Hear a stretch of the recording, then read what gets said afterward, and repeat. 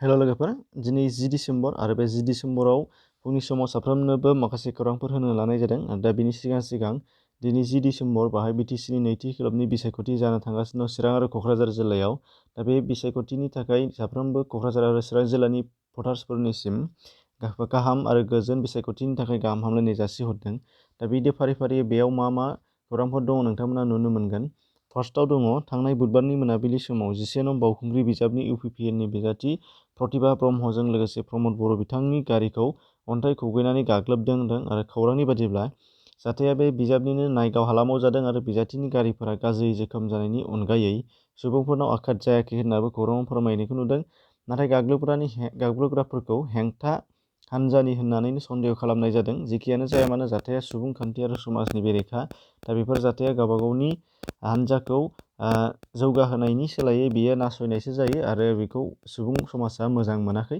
नाथाय बे जाथायनि सायाव बिपिएफ हान्जानिफ्रायबो फिननाय होदों जे बे बिजाबनिनो बिजाथि दावनेश्वर गयारि बिथांनि आखाइ गैया होननानै बिथाङा गाव खौरांगिरिफोरनि सिगाङाव बुंथिदों आरो बिथाङा इउपिपिएलनि आफादगिरिखौ जे बेबायदि इनायै गाग्लोबदों बेयो मोनसे निन्दा खालामजाथाव होनदों आरो नासयजाथाव खामानि। दा बेखौबो बिथाङा बुंदों। बेखौबो नोंथांमोना चेक खालामनो हागोन डिसक्रिपसनाव।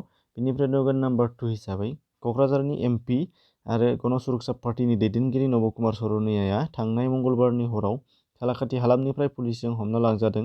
लोगोसे थानायावबो हर लाखिजादों। बेखौ खौरां बिजोंफोराव गोसारलानायखौ नुदों आरो खौरां बिजोङाव गोसारलानायनि बादिब्ला हराव रां राननायनि अजद थिखादों। नाथाय बिथां एमपिआ खौरांगिरिफोरनि सिगाङाव फोरमायफिननाय बादिब्ला गावसोरनि मानसिनि न'आव ओंखाम जानोसो थांदोंमोन होनदों बिथाङा आरो बेयावनो गोरोन्थियै लानानै थांजानाय जादों होननानै बिथाङा फिन बुंफिननाय जादों।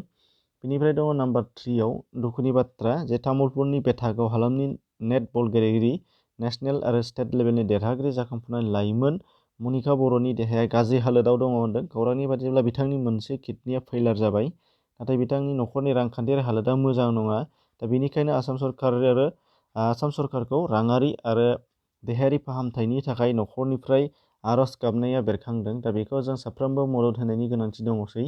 बेनिफ्राय दङ नाम्बार 4 आव जे उत्तर प्रदेशनि गंगा घाट थानानि सिङाव थानाय भेटा गामिनि थागिबि रामु राठौरनि न'खराव मोब्लिब बिला 20 लाख गोरोन्थियै खेबसेनो फैदों होनदों आरो बेनि थाखाय आबादारि न'खरा खुद्रिखांदों आरो गोरिब न'खरा दि बेबायदि गोरोन्थियै फैनाय एसेग्राब नोगोद रांखौ होनो हानाय नङा बेखौ बिथांमोनहा बुंथिनानै लादों आरो बेयावहाय दा सावरायलायनायनि गेजेरजों जाथाया सुद्राय जाबाय होनदों।